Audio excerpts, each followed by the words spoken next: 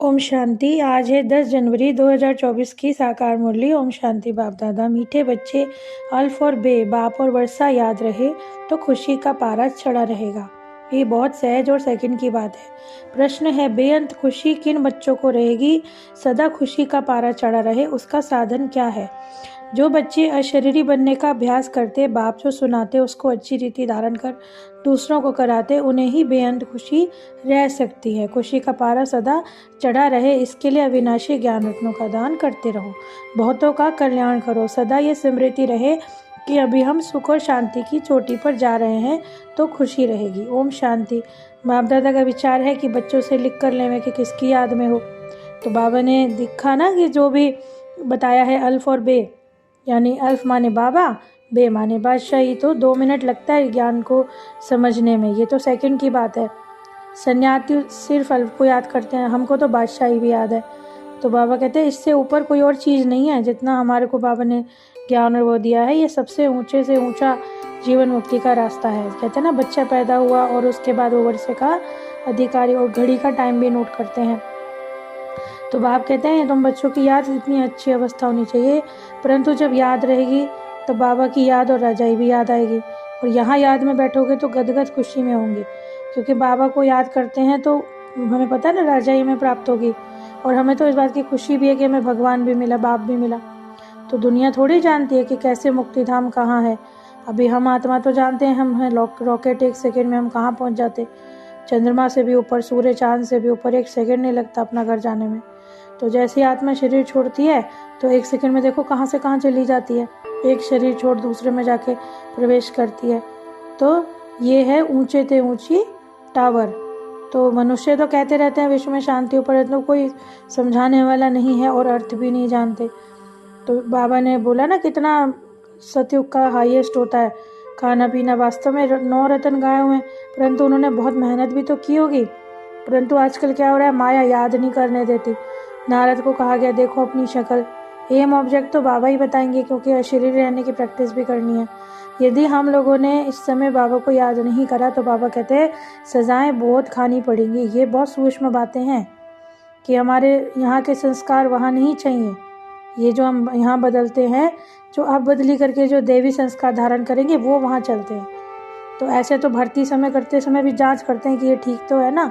तो इसी तरह जब हमारी सतयुग के लिए वो होगी तो हमारी भी जांच की जाएगी कि भैया इनके अंदर कोई पाप या विकार तो नहीं है। फिर वैसे भी सबको अपना अपना पार्ट मिला है, तो अपनी अपनी ताकत अनुसार बच्चे वहाँ बड़ी सुख अवस्था में होंगे। तो बच्चों को मीठा बनना है जैसे बाप है। शिव के मंदिर में जाकर कितनी पूजा करते थे, कितने मेले लगते हैं, गाते हैं ऊंचे थे ऊंचा भगवान। तो बुद्धि निराकार में ही जाती है।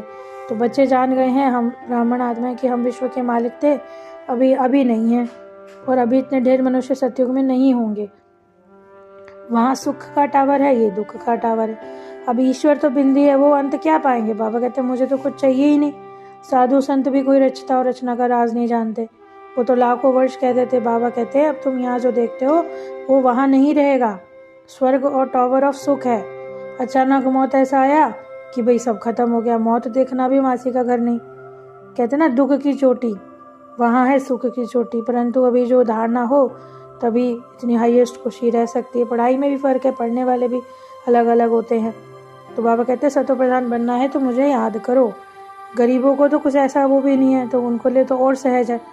जानते हो कि बाप शिक्षा पे चलेंगे तो हम ऊंची चोटी पे जाएंगे। फिर कुछ ना कुछ एकदम ही, तो कहते हैं ना वहाँ कोई मैली चीज़ नहीं होती, ऐसी मिट्टी भी नहीं, ऐसी हवाएं नहीं। तो आगे चल के बहुतों को साक्षात्कार होंगे। आगे जो 50,000 में मणि लेते थे, अब 50 लाख में भी ना मिले। अभी बाबा कहते हैं इसलिए पुरुषार्थ करना है कि दास दासी नहीं बनना। रोटी टुक्कड़ खाया ना खाया फिर भागे सर्विस पे। धन कमाने का शौक रहता है तो बाबा कहते हैं भले ही शरीर छूट जाए, विनाश तो होना है, परंतु तुम्हें बहुतों का कल्याण करना है और पिछाड़ी तो कर्मातीत अवस्था होनी ही है। दिन रात सर्विस में जो तत्पर रहेंगे उनको सबसे जास्ती बाबा का मिलता है। तो तुम्हारे जो है इस अविनाशी ज्ञान रत्नों का तुम्हें दान भी करना है। फिर बाबा ने याद कर दिया मीठे मीठे से कहते बच्चों प्रति माता पिता बाप दादा का याद प्यार।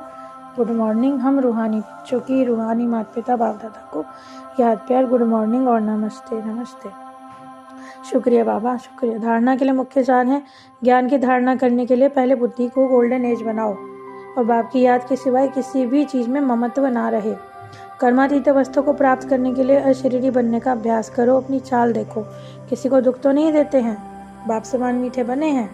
फिर राज का वरदान, सहन शक्ति की धारणा द्वारा सत्यता को अपनाने वाले सदा के विजयी भव। दुनिया वाले कहते हैं कि आजकल सच्चे लोगों का चलना मुश्किल है, झूठ बोलना ही पड़ता है, लेकिन ब्रह्मा बाप को तो देखा ना, सत्य और पवित्रता के लिए चाहे कितनी अपोजिशन हुई घबराए नहीं, सत्यता के लिए खड़े रहे। सहन करना पड़ता है, झुकना पड़ता है, लेकिन हार नहीं होती, सदा की विजय है। स्लोगन है, प्रश्न रहना, प्रसन्न करना, ये है दुआएं देना और दुआएं लेना। हम जब किसी को खुशी देते हैं तो उसके दिल से अपने आप ही दुआ निकलेगी। तो इसलिए बाबा कहते हैं प्रसन्न रहो और करो। अव्यक्ति साइलेंस द्वारा डबल लाइट फरिश्ता स्थिति का अनुभव करो। मेरा तो एक बाबा और सब कुछ इसी में समा जाए, जैसा चाहोगे उतना मन एकाग्र हो जाए। इसको कहा जाता है मन वश में। इस एकाग्रता के कारण यानी स्वीट साइलेंस की स्थिति के द्वारा ही सहज ही डबल लाइट फरिश्ता स्थिति का अनुभव कर सकते हैं। तो आज की इतनी सुंदर मुरली के लिए बाबा का पद्म पद्म शुक्रिया। ओम शांति।